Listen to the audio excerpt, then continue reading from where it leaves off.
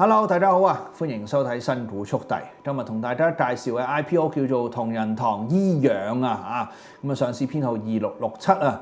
公司方面咧係北京同仁堂啦旗下一個聚焦就係內地中醫醫療服務中醫中醫嘅呢啲個股咧喺香港算係稀缺啲噃咁不過當然啦同醫療相關嘅要睇市況啦。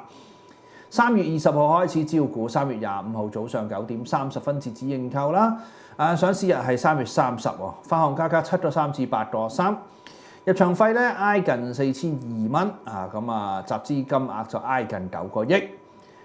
我認為咧行業上面咧就相對會受咧市場嘅波動所影響咁所以先定一個比較中性啲嘅睇法啦大家有興趣嘅話咧就先去關注啦。我係證監會持牌人，以上所講過嘅股份我係冇財務權益嘅。